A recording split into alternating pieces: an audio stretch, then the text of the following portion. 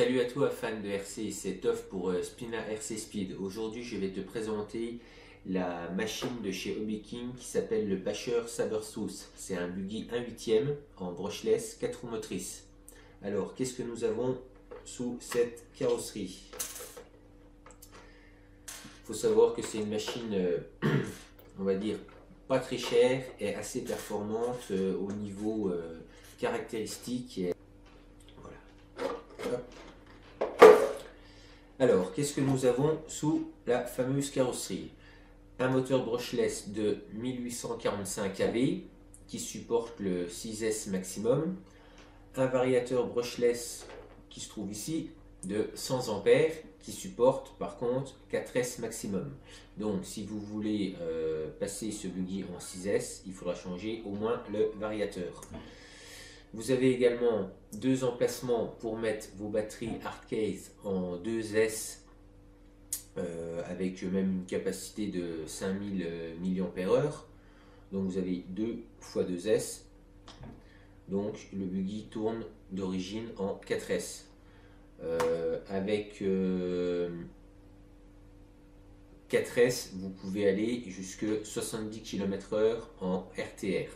Donc ça veut dire que vous n'aurez rien à toucher. Avec moteur d'origine, variateur d'origine et pignon d'origine, vous toucherez les 70 km/h. Donc pour ce buggy, nous pouvons voir que celui-ci a un châssis aluminium d'épaisseur 3,5 mm. Donc déjà un châssis assez épais. Vous pourrez encaisser pas mal de bosses. Vous avez également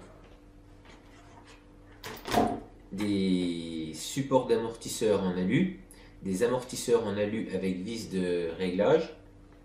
Vous avez également la possibilité de régler votre carrossage à l'avant et à l'arrière, ainsi que le pincement au niveau de l'avant. Vous pouvez également régler l'assiette du châssis grâce à des vis BTR qui se trouvent au niveau des triangles. Donc vous pourrez les régler. Et suivant comment vous allez les régler, vous pourrez adapter l'assiette plus ou moins en avant ou en arrière ou à plat, rabaisser, ce que vous voulez. Les dimensions de l'engin, 60 cm de longueur, 43 cm de largeur. Au niveau du moteur, donc comme je vous l'ai indiqué, c'est un 1845 kV. Par contre, la taille c'est un 36-74, donc ce qui veut dire que vous avez un diamètre de 36 mm et 74 mm de longueur. Donc si vous voulez remplacer le moteur, ça va être très limité, car au niveau de la longueur, vous avez à peine 1 mm, et au niveau du diamètre, au niveau du châssis, vous avez 3 mm à tout casser. Donc soit vous gardez ce type de moteur, donc 36-74, à se renseigner au niveau des marques pour avoir les caractéristiques exactes des moteurs chez Léopard ou Castrol. Sinon, après, il faudra adapter le support afin de pouvoir mettre un plus gros moteur. Vous avez également un élément que j'ai oublié de citer, le cerveau de direction de 18 kg avec des pignons en métal. Au niveau des roulements de cette voiture, tout est sur roulement à billes, donc vous n'avez rien à acheter en option, on va dire, concernant ce type d'éléments. Par contre, au niveau des amortisseurs, d'origine, les amortisseurs sont très souples, comme vous pouvez le voir. Dès que vous prenez une bosse, en fait, le châssis va taper par terre. Donc, la première chose à faire, si vous achetez cette voiture, c'est de remplacer l'huile des amortisseurs ainsi que les ressorts si possible. Déjà, si vous remplacez l'huile, ça va amortir un peu plus les chocs, donc votre châssis descendra un peu moins bas.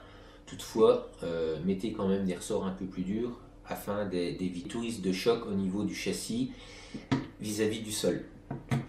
Pour faire rouler cette voiture, il vous faudra une télécommande avec un récepteur. Il faut savoir que la voiture, quand vous l'achetez, est livrée uniquement avec le moteur et le variateur et le servo. Donc tout ce qui est batterie, chargeur, télécommande, récepteur, c'est à ajouter en plus. Au niveau de la carrosserie, Vous avez une carrosserie, on va dire, le plastique est assez souple mais de bonne qualité. Donc vous pouvez prendre des chocs, c'est pas le genre de plastique qui va casser au premier choc.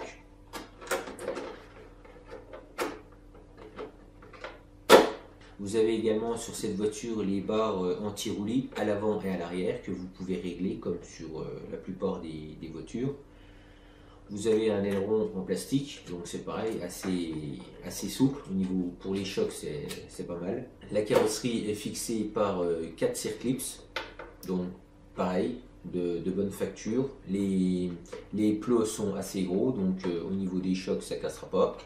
Au niveau des pneus pour ce Truggy, vous avez des pneus Pico d'origine livrés avec, donc les pneus Pico, vous les utilisez, on va dire, uniquement pour la terre et l'herbe.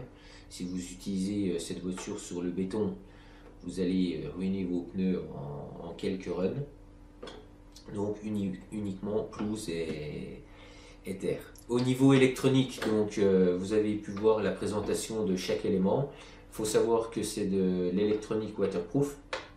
Donc vous pouvez aller dans l'eau, on va dire, entre guillemets, sans trop de problèmes. Niveau autonomie pour ce petit Truggy, comptez en moyenne 10 minutes avec des batteries 5000 mAh. Donc on va dire qu'il est assez gourmand. Donc si vous voulez utiliser un peu plus longtemps votre Truggy, soit vous utilisez un autre moteur avec un meilleur rendement afin de gagner en autonomie, soit vous lui mettez des plus grosses batteries. Mais bon, il faut savoir que avec la place que vous allez peut-être gagner 5 minutes de plus, donc maximum un quart d'heure, ça sera déjà bien. Bien sûr, si vous roulez à fond les manettes. Si vous êtes, on va dire, pépère, bon, bah, vous allez rouler franchement une bonne demi-heure. Mais en roulant pépère, comme une femme, quoi. Un élément important aussi que je vais vous remontrer, les batteries 2S que vous allez placer dans les emplacements, il faut que ce soit des hard case et avec des connecteurs qui sortent au niveau du dessus de la batterie. Si vous avez des batteries hard case avec les connecteurs latéraux, c'est mort, étant donné que vous avez deux systèmes de cales de batterie. Les prises vont, les fils du moins, vont se coincer et vous risquez de couper vos fils. J'ai mis deux batteries, après quelques sauts, les fils commençaient à se couper. Donc utilisez des hard cases avec les fils qui sortent au niveau du dessus de la batterie. Comme ça vous éviterez tout problème de court-circuit ou autre. Le prix de ce modèle, il faut compter en moyenne 200 €. Vous avez les supports d'amortisseurs, les amortisseurs, le châssis, la tringle de direction, et c'est déjà pas mal. Après, au niveau des renforts et supports de fixation, c'est du plastique, mais franchement c'est de bonne facture, donc même au niveau des chocs qu'elle a déjà encaissés, rien à casser, rien à bouger.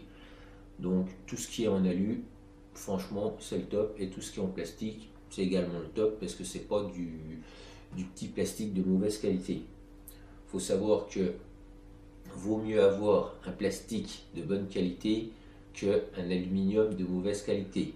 Ça veut dire que sur un choc, votre plastique va résister, et d'un autre côté, votre alu, si c'est de la mauvaise qualité, au premier choc, il va se tordre. Donc ça ne sert strictement à rien d'avoir des pièces en alu de ce type de qualité. Donc il vaut mieux avoir peu de pièces en alu de bonne qualité, elles restent en plastique, que tout en alu et que les autres pièces en alu soient de mauvaise qualité.